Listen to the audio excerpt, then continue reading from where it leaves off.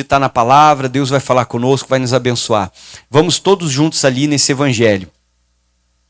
Na semana passada eu fui com você até o 12. Hoje nós vamos ver o versículo 13 em diante, no evangelho de Mateus. Vamos lá então, todo mundo junto? Mateus capítulo 5, semana passada nós olhamos até o 12, eu tenho te explicado versículo por versículo. Eu vou começar a leitura do 13. Hoje nós vamos até o versículo 16, vendo a explicação do Senhor Jesus. Eu vou ler todos os versículos, depois eu te explico. Pega uma caneta para você anotar aquilo que é mais importante. 13. O que diz o 13, queridos? Vós sois, o que nós somos? O sal da terra. O que mais? E se o sal for insípido, com que se há de salgar? Pode marcar essa palavra sal. O que Jesus diz? Vós sois o quê? O sal. Marca essa palavra da terra. Se o sal for insípido, com que se há de salgar? Para nada mais presta, senão para ser lançado fora e ser pisado por quem? Pelos homens. Agora o 14, pega a caneta também. Vós sois o quê? A luz. Pode marcar essa palavra aí. Luz do mundo. Não se pode esconder uma cidade edificada sobre um monte, nem se acende a candeia e se coloca debaixo do alqueire, mas no velador, e ela dá luz a todos que estão na casa. 16. Assim resplandeça a vossa luz diante dos homens, para que vejam as vossas boas obras e glorifiquem o vosso Pai que está onde, queridos? Nos céus. Então vamos lá, hoje nós vamos falar do 13 ao 16 do Sermão da Montanha, Mateus 5. Vamos falar sobre o sal da terra e a luz do mundo. Para isso Deus nos chamou. Você vê que aqui Jesus fala de dois elementos que são diferentes, mas foram criados por Deus, o sal e a luz. Agora, o que você tem que começar a entender? Que o sal e a luz são dois elementos que fazem completamente a diferença aonde você colocar eles. Eles vão fazer a diferença. Alguém aqui já fez comida e esqueceu de botar sal? Como que ficou a sua comida? Ela fica ruim. Parece que ela não tem gosto. Irmão, você pode fazer o feijão. Existem pessoas que colocam até pimentão. Bota pimentão no feijão, bota cebola, botam alho. As pessoas colocam lá a calabresa e tal. Você pode botar, olha lá, o alho, cebola, o pimentão, a calabresa, você fez, preparou o feijão. Mas se esquecer do sal, como é que ele fica? O sal faz toda a diferença. Você pode usar outros temperos, faz diferença. Quem já fez arroz, esqueceu do sal, sabe como faz diferença. Às vezes picou a cebola, picou o alho, fritou na panela, botou o arroz, mas esqueceu do sal. A pessoa que faz a carne, você pode usar o que você quiser, mas se você não colocar sal, como é que a carne fica? Ruim. Parece que aquilo não tem sabor, não tem um gosto. Nós acostumamos colocar sal.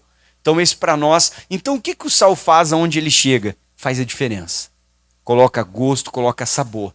E a luz, irmão? Nós estamos aqui num culto, numa reunião. Você imaginou se nós fôssemos ali, desligássemos a chave geral? Claro, ainda tem a porta da igreja lá com vidro, dá para enxergar para dentro. Mas se fechasse aquela porta ali e não desse para enxergar com uma cortina, irmão, ficava uma escuridão, ficaria uma escuridão aqui dentro, ninguém enxergaria mais nada se desligássemos a luz completa da igreja. O que aconteceria? Todo mundo no escuro. Mas se você pegar o celular, e quase todo celular tem a função da lanterna, onde acende aquele LEDzinho para foto. Irmão, essa luz já nos mostraria uma saída. Nos mostraria o caminho, já nos daria uma direção. Aonde você levar a luz, ela faz a diferença, porque ela dá direção, ela mostra caminho, ela guia a pessoa, mostra o próximo passo que a pessoa tem que dar. Então, o que são esses dois elementos que Deus está usando nesse texto, falando que as nossas obras precisam ser assim, o nosso comportamento precisa ser assim, para que as pessoas vejam que nós somos de Deus. Luz e sal fazem toda a diferença. Então, o primeiro ponto que eu quero começar a falar com você é, nunca esqueça, Deus não chamou você para ser igual uma pessoa do mundo. Deus te chamou para fazer a diferença. É para isso que Deus chamou a mim, chamou a você, para sermos o sal, sermos a luz. Aonde Ele nos colocar, aonde Ele nos enviar, nós temos que fazer a diferença. Deus não nos chamou para sermos iguais às pessoas do mundo. Existem pessoas dentro da igreja que elas são iguais às pessoas do mundo, ou seja, a pessoa está dentro da igreja faz um longo tempo, um bom período, às vezes longos anos, mas a pessoa ainda bebe. Ô irmão, eu estou sendo igual às pessoas do mundo. Deus me chamou para ser igual? Não, Deus me chamou para ser o quê? A diferença é que às vezes a pessoa ainda bebe. Pastor, eu tomo minha cervejinha, Eu tomo meu vinhozinho, o médico falou que se eu tomar um cálice de vinho, irmão, você pegou um médico que gosta de beber, que está falando para outro que gosta de beber também. Por isso que você gostou. Porque o álcool faz mal para a saúde. O que faz bem não é o vinho, é o suco do quê? É o suco da uva que é saudável. Você tem que tomar o suco natural da uva. Ele é saudável, não é o vinho. O vinho faz mal porque tem álcool. Agora, você pegou um médico que gosta de beber, conversando com outro que gosta, já usa desculpa. Está amarrado, irmão. Deus nos chamou para sermos diferentes. Chega na geladeira do crente, está cheio de bebida, cerveja. Deus não me chamou para isso. Ele me chamou para ser a diferença. Às vezes parece que nós apenas abandonamos o catolicismo e fomos para a religião evangélica. Às vezes parece que abandonamos o espiritismo, a umbanda, e viemos para a religião e viramos um religioso evangélico. Não, Deus não te chamou para ser um religioso evangélico. Deus te chamou para ser um verdadeiro cristão. Deus te chamou para ser um filho de Deus, fazer a diferença. Só que às vezes a pessoa está na igreja e não houveram mudanças, porque eu continuo guardando mágoa, eu continuo tendo raiva, eu continuo tendo ódio, eu continuo tendo inveja do outro, porque o outro está fazendo o que eu gostaria, porque o outro está se dando bem, está sendo elogiado, eu fico com inveja do outro, porque o outro está tendo sucesso, eu fico com inveja dele. Esse não é o nosso comportamento. Eu tinha que celebrar a vitória do meu irmão, ficar feliz que o meu irmão está bem, que o meu irmão está indo para frente, que o meu irmão está prosperando, que o meu irmão... Não, mas eu fico com inveja. Começo a ignorar, não quero falar mais com o meu irmão, viro a cara para ele porque ele está indo bem na vida. Esse é o comportamento do mundo. Jesus chamou a mim e a você para fazermos a diferença. Às vezes a pessoa diz, eu sou de Deus, mas você entra no carro dela, só está tocando Chitãozinho Chororó, ou é o Chão, Chão, Chão, ou é Roberto Carlos, esse cara sou eu. Irmão, nós conhecemos Jesus. Tem que haver uma mudança na nossa vida. Deveria estar tocando louvor. Lá você adorando a Deus. Ah, pastor, mas é que eu quero ir para o inferno, porque o inferno me disseram que vai ter festa. Chão, chão, chão. Eu vou chegar lá, vai estar tocando esse cara sou eu. Em vez de você ficar pensando nele, pense em mim. Irmão, o Leonardo já se aposentou. O outro lá já morreu. Você já deveria ter aposentado essas coisas já. Na sua vida, servindo somente a Deus. Não, mas quando eu for para o inferno, me disseram que eu vou chegar lá, vai ter uma mesa de bilhar, pastor, um barril de chopp, 5 diabetes bonitas dançando chão, chão, chão, me esperando. Vou agarrar uma com cada braço, meu irmão. E vou ficar, pastor, cantando, dançando, tomando cerveja, jogando bilhar. Isso é mentira. O diabo é o pai do quê? Ele está enganando você. No céu não vai ter isso, no céu são só louvores a Deus. E no inferno não tem festa, não tem louvor, não tem bebida, não tem diversão no inferno. O inferno é um lugar legal. O diabo está mentindo e enganando você, ele é o pai da mentira. A Bíblia Sagrada fala sobre o inferno e diz que lá somente existe choro e ranger de dentes. É só isso que tem lá.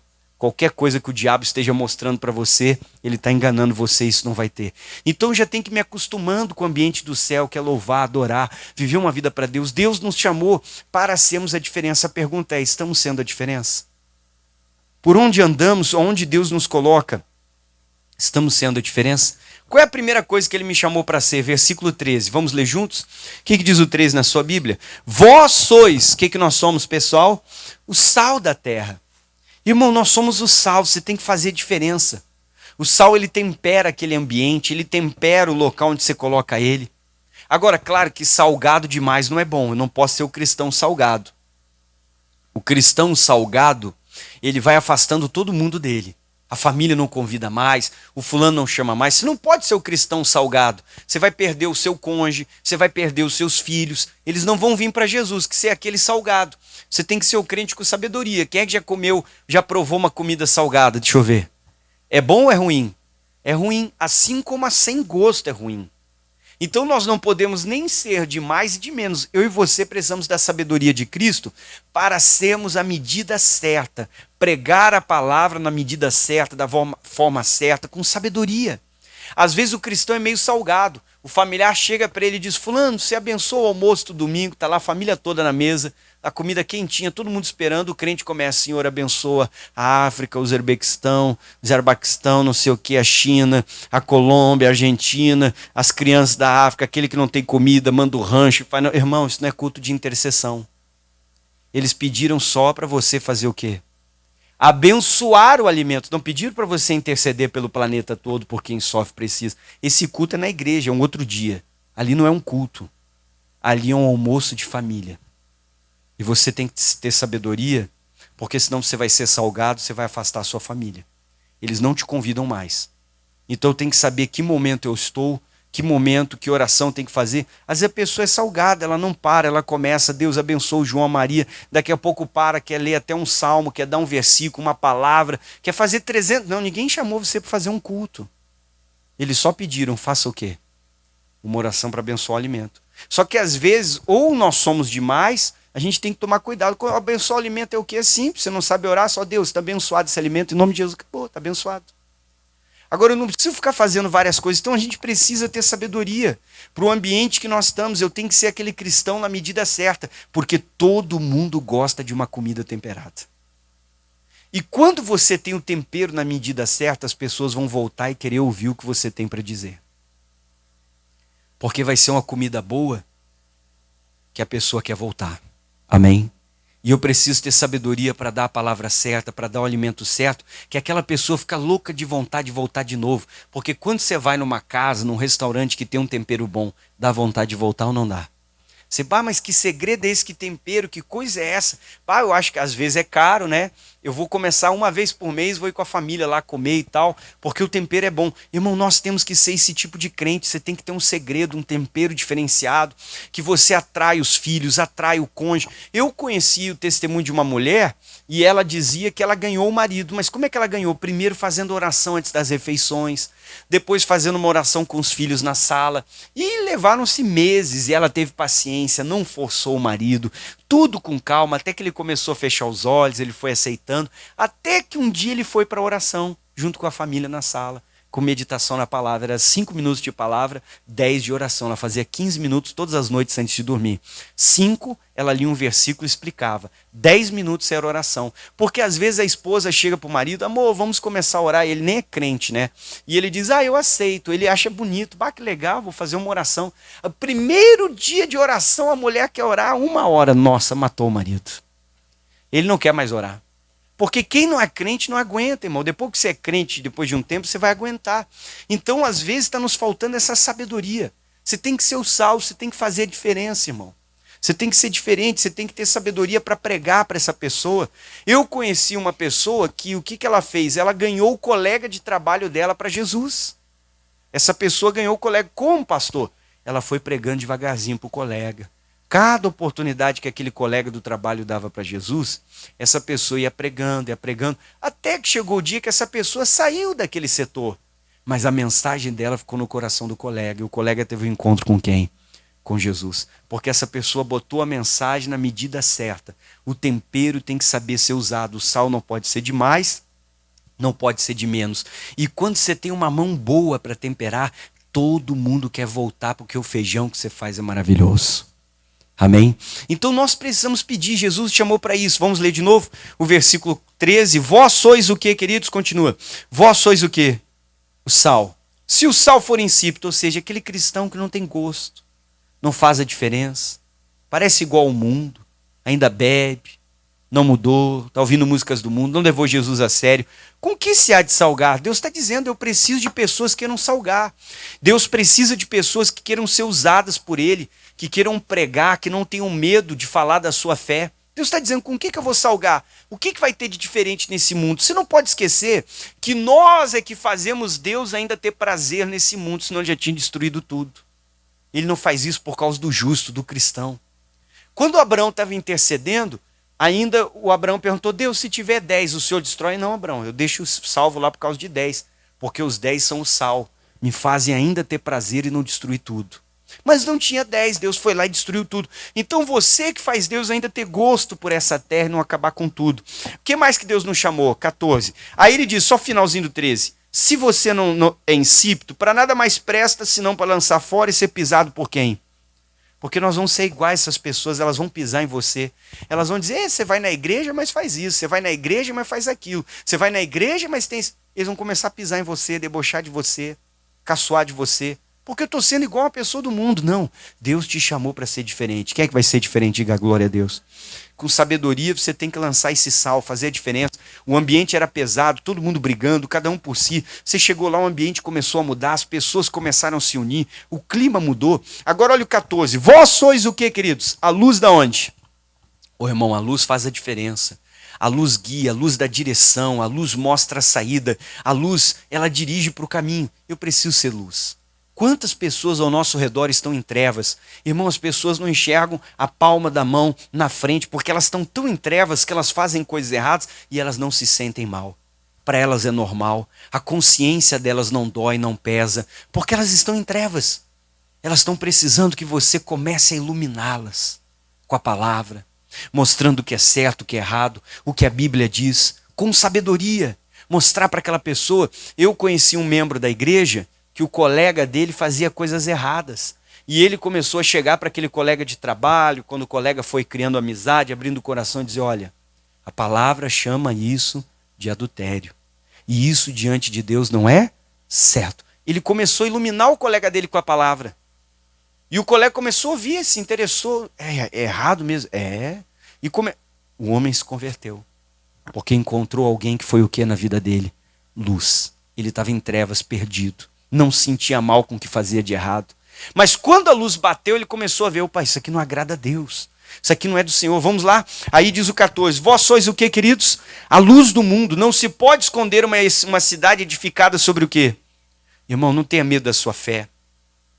Não esconda a sua fé. Não tenha medo de testemunhar. Fale de Jesus. Mostre Deus para os seus colegas, para os seus amigos, para os seus familiares. Mas claro que com o tempero certo, na medida certa. Aí diz o 15. Nem se acende a candeia e se coloca debaixo do alqueire, mas no velador, para que ela dê luz a todos que estão na casa. Assim resplandeça a vossa luz. Diante de quem, queridos? Dos homens, para que eles vejam as vossas boas obras e glorifiquem o vosso Pai que está onde, queridos? E aí nós temos que nos perguntar, estamos refletindo luz ou estamos refletindo trevas? As nossas obras, o nosso comportamento, o que falamos, o que fazemos, refletindo luz ou estamos refletindo as trevas? Deus te chamou para ser luz. Irmão, para a luz se manter acesa, ela precisa buscar, ela precisa orar, ela precisa estar perto de Deus, senão essa lâmpada se apaga. Porque quem acende a luz dentro de nós é o Espírito Santo. E se você não tiver uma vida de comunhão, de oração, de ler a palavra, de vir aos cultos, como você está aqui hoje assistindo essa mensagem que eu estou pregando, você vai se apagando.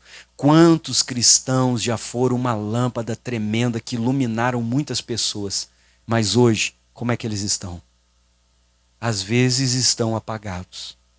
Porque deixaram de orar, deixaram de vir aos cultos, deixaram de jejuar, deixaram de buscar Deus, o azeite foi acabando e eles foram se apagando. O salmista dizia, Deus, unge a minha cabeça com óleo e o meu cálice fará o quê? Irmão, Deus me chamou para ser luz, eu tenho que manter essa luz acesa. O trabalho de manter a luz acesa é meu. Esse é o trabalho de orar, ler, buscar. Deus chamou você para ser a diferença. Você tem que refletir essa luz nas suas palavras, nas suas atitudes, no seu comportamento. Quanto mais você busca a Deus, mais você vai mudando. E mais você tem capacidade de iluminar. Irmão, começa a buscar. Daqui uns dias você é a luz que iluminou a sua casa, ganhou todo mundo para Jesus. Continue buscando. Daqui uns dias a sua luz fica mais forte. Você começa a iluminar os vizinhos, ganha eles para Jesus. Daqui uns dias a sua luz fica mais forte. Você ganha a sua quadra toda para Jesus. Amém. Seja a luz. Daqui a pouco você ganha uma colega de trabalho, porque a sua luz está iluminando. Daqui a pouco você continua buscando, você fica mais forte. Você ganha algumas pessoas daquele setor. E assim você vai, para isso que Deus chamou. Não é para a nossa luz diminuir, mas é para aumentar, tem que ter sabedoria. Colossenses capítulo 4. Vamos para frente com o pastor aqui na Bíblia Sagrada. Deus nos chamou para sermos iguais ao mundo ou diferentes? Então você tem que parar e se perguntar, o que tem em mim que mostra que eu sou diferente das pessoas do mundo? O que há em nós? Nossa maneira de vestir tem que ser diferente, não tão degotadas as roupas. Então tem coisas em nós que precisam mostrar que nós somos diferentes. A forma de falar, a linguagem do cristão não pode ser a linguagem da malandragem, só gíria, besteira, palavrão. Tem que existir algumas coisas que mostram para as pessoas do mundo que nós somos diferentes. Deus nos chamou para sermos diferentes. Eu quero te fazer uma pergunta. O que tem em você que mostra que você é diferente? Pare para pensar nisso. Bota a mão no peito e diga assim, o que existe em mim? Que vai mostrar para essas pessoas que você é diferente. Amém? O que existe em você para mostrar? Seja a luz. Deus está te chamando. seja o sal. Colossenses 4, versículo 5. O que diz o 5, queridos? Leia com o pastor. Andai. Como é que nós temos que andar? Com sabedoria. Anote essa palavra aí. Colossenses 4, versículo 5. Andai com sabedoria. Para quem que eu preciso ter sabedoria? Com aqueles que estão de fora. Colossenses 4, 5. Olha só. Você tem que ter muita sabedoria com as pessoas que ainda estão do lado de fora. Não se salvaram. Não se converteram, não vieram para Jesus, não tiveram um encontro. Muitas vezes são os filhos, os pais, os parentes, familiares, os cônjuges, o colega de trabalho, o supervisor, o cliente. Quem é essa pessoa que está de fora? Não faz parte da família do reino, não se converteu. Com essa pessoa eu tenho que ter sabedoria. Eu tenho que mostrar a diferença. Eu tenho que mostrar que eu sou de Deus. Tem que ter algo em você que faça você ser visto como um cristão. Tem que ter algo em você. Não é apenas a minha vestimenta, mas é muito mais do que isso. É o que está dentro. Porque o que está dentro vai sair pelas tuas palavras e vai sair pelas tuas atitudes. Se o que está dentro de você vem de Cristo, nas palavras e nas atitudes, eles vão ver que você é um verdadeiro cristão. No seu comportamento. Aí diz aqui, ande com sabedoria para aqueles que estão de fora. Você tem um familiar do lado de fora, tenha sabedoria para pregar, para ganhá-lo. Remindo o tempo, a Bíblia diz. Por que remir, pastor? Porque eu não sei quando é que eu vou morrer, não sei quando que essa pessoa vai morrer. Não perca a oportunidade. A pessoa abriu o coração, começou a falar de problemas, não perca a oportunidade. A pessoa está dando brecha para você lançar uma semente. Lança com sabedoria. Às vezes você vai começar por um assunto qualquer, até chegar no ponto que você quer, que é falar do evangelho. Já não chegue às vezes de cara falando do evangelho, porque nem todos aceitam. Às vezes alguns vão fechar o coração. Mas muitas vezes você vai oferecer uma oração, você vai falar de um assunto do cotidiano e a pessoa vai abrir o coração para você lançar a semente. Está na hora de remir o tempo. O tempo é curto, a gente não sabe quando é que Jesus vai voltar, quando que vai ser o nosso último dia. Não perca nenhuma oportunidade. Deixe a semente, fale de Jesus. Às vezes parece que a gente pregou e não deu nada. Você não enxerga. Mas a palavra de Deus, segundo o livro de Hebreus, ela é mais poderosa do que uma espada de 2 gumes. Você olhou, parece que não entrou, mas às vezes está lá no fundo da alma. Eu tinha um colega meu, 2 colegas, que começaram a se converter assim, sabe? Eles não eram ainda assim crentes, como eu posso dizer para você, de verdade. Eles eram de uma igreja mais tradicional, que já está meio perdida hoje em dia. Talvez naquela época era um pouco melhor, hoje está perdida. E daí eles começaram a falar o evangelho que eles ouviam. Hoje um deles até está bem convertido, firme. Começaram a falar daquele evangelho, que naquela época eu frequentava um centro espírita com a família, era bem jovenzinho. Eles começaram a pregar e falar a palavra. Às vezes eu até debatia com eles bastante, dizia, isso é injusto, esse Deus aí. Mas eu não parei para prestar atenção, eu nem conhecia. A palavra de Deus é mais penetrante do que uma espada do que... Ele estava pregando, às vezes eu ficava brabo, rebatia, mas tudo aquilo estava ficando como uma semente no coração. E chegou o dia que essa semente germinou. De tantos outros que convidaram e falaram, oraram, intercederam, mas ela vai germinando, vai chegar a hora, você não pode parar. Ande com sabedoria com aqueles que estão de fora, remindo o tempo, que você não sabe. Pastor, outra hora, eu tenho tempo, depois eu prego para essa pessoa. Irmão, não perca tempo. Aí diz o 6, como é que tem que ser a nossa palavra? A vossa palavra seja sempre como?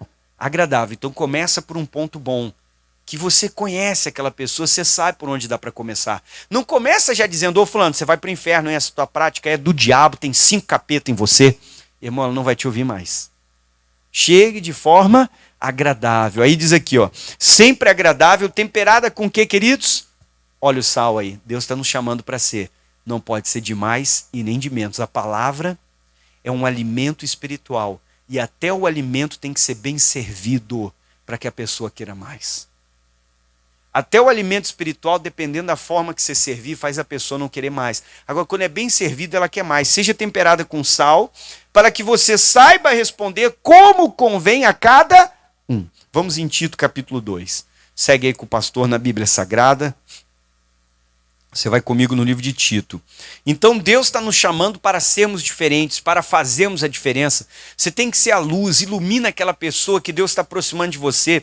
Às vezes você pensa, essa pessoa está me procurando por causa da minha profissão, está me procurando por causa do meu trabalho. Irmão, nada é por acaso. Se Deus fez essa pessoa cruzar o seu caminho, e se você é um cristão, se for possível, se você vê que tem uma abertura, uma oportunidade, deixa uma semente. Amém? Porque Deus não fez essa alma cruzar o seu caminho em vão. Deixe uma semente. Fale de Jesus. Vamos lá? Todos acharam? Vai comigo então em Tito capítulo 2, versículo 7. Temos que ganhar nossa família para Jesus. O que diz o 7, pessoal? Todo mundo junto. Em tudo te dá por exemplo de boas obras. Então nós temos que ser essa luz, aquela pessoa que tem um bom comportamento, uma boa atitude dentro de casa, fora de casa, no trabalho, na escola, no meio familiar, aonde você estiver, temos que dar esse exemplo de boas obras. Mas às vezes o nosso familiar só vê a esposa reclamando se ela vai lavar a louça, o marido reclamando se ele tem que levantar para arrumar uma tomada. Às vezes os filhos veem os pais assim. Pô, que crente é esse que só murmura, só reclama, só fala mal da tia, do vô, do primo, do fulano? Não, irmão. Boas obras. Às vezes reclamando do trabalho. Esse trabalho, meu salário. Agradeça, obrigado Deus, eu tenho um emprego, tenho um salário. Hoje pode ser pouco, mas quem é fiel no pouco, o Senhor vai botar no muito. Agradeça sempre.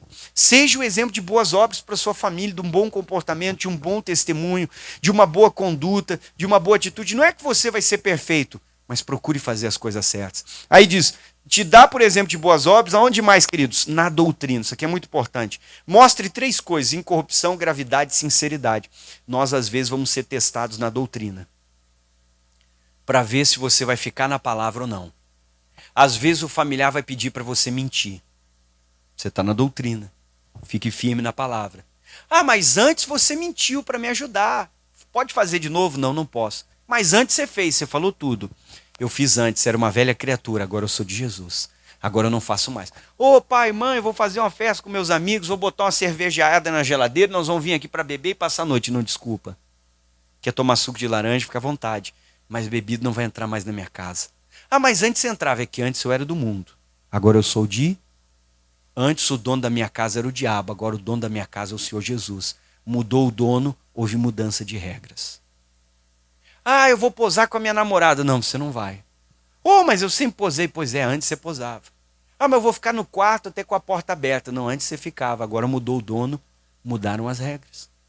Senão daqui a pouco sua casa está virando um motel para o seu filho, para sua filha. Arranja o namorado, vai para o quarto lá. Não, irmão, isso está errado. Não vou fazer mais isso. Pastor, antes eu fazia verdade, que antes eu não conhecia Jesus.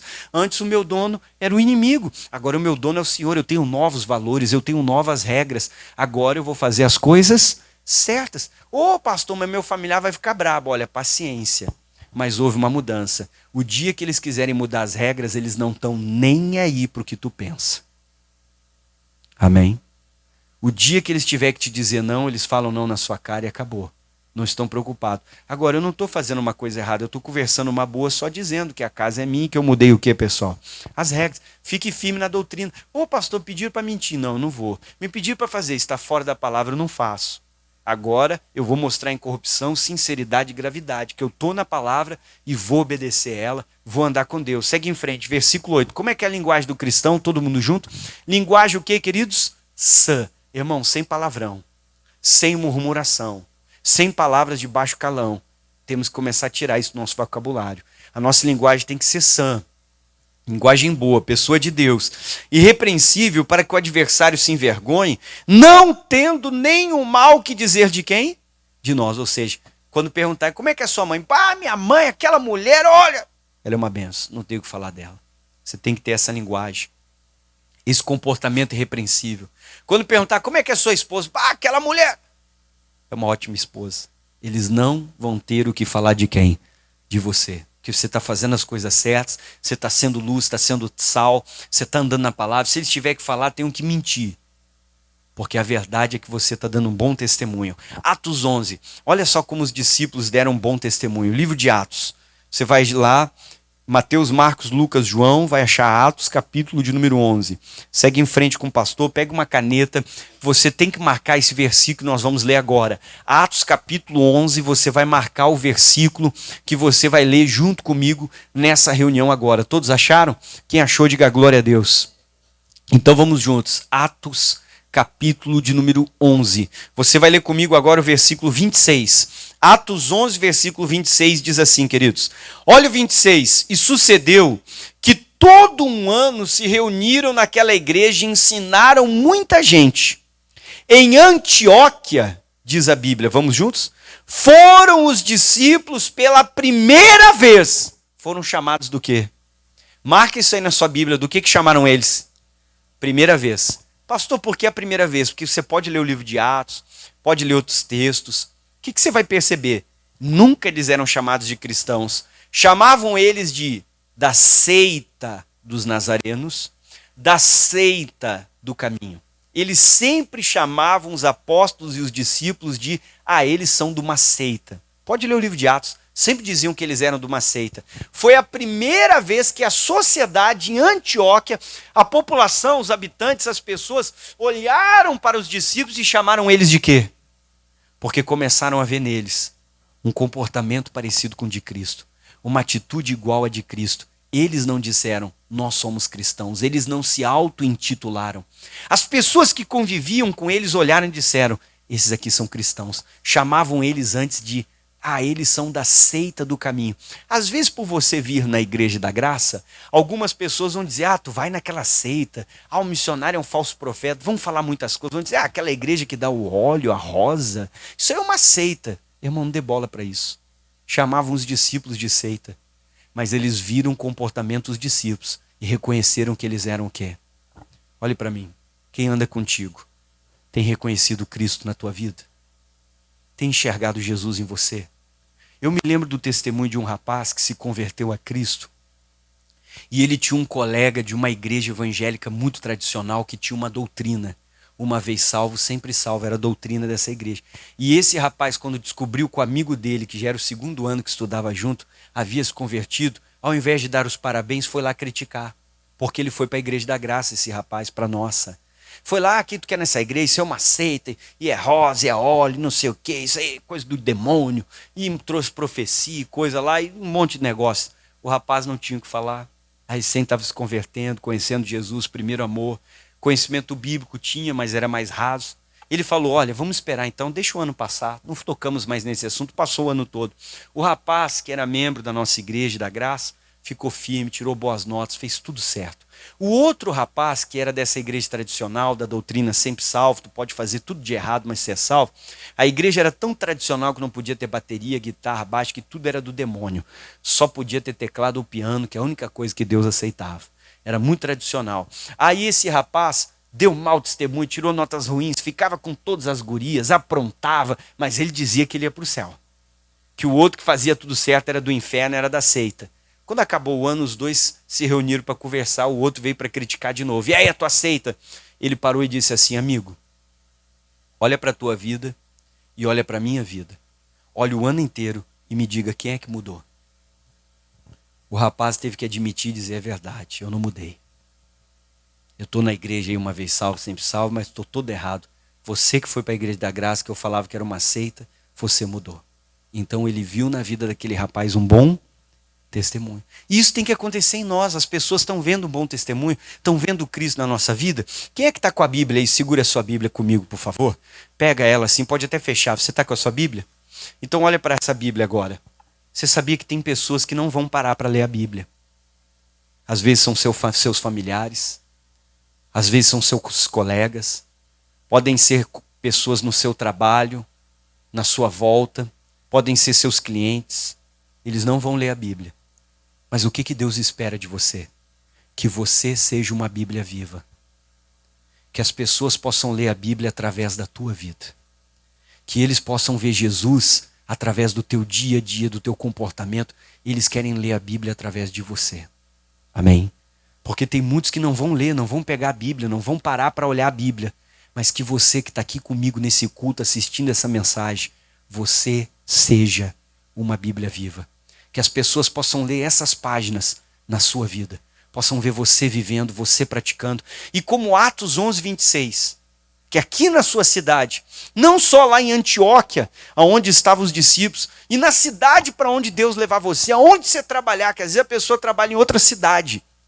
As pessoas que olharem para você, você não precisa nem dizer, eles olhem para ti e perguntam, olha, você é crente? Você vai até olhar e dizer, ué, o que eu fiz? Não falei nada, fiquei quieto. estava esperando a oportunidade certa, eles olhem e digam, você é crente? E você possa dizer, eu sou. E você diga, ué, por quê? Como é que você descobriu? Eles possam olhar e dizer, é porque eu vi algo diferente em você. Deus nos chamou para ser o sal e para ser o quê? Aonde o sal e a luz chegam, todo mundo vê que algo diferente chegou naquele lugar. Você tem que ser o sal e a luz. As pessoas têm que ver, você é diferente, você serve a Deus. Vamos ficar de pé. Olá para você que acabou de assistir esse vídeo no meu canal. Deixa o seu like no vídeo para que o YouTube possa encaminhar esse vídeo para outras pessoas assistirem. Se você não é inscrito, eu peço que você vá lá e se inscreva no canal, ative o sininho para que você receba todas as notificações e possa estar recebendo grandes mensagens que vão abençoar a sua vida. Gostou do vídeo? Compartilhe ele com alguém que precisa para que possa ser abençoado. Um abraço.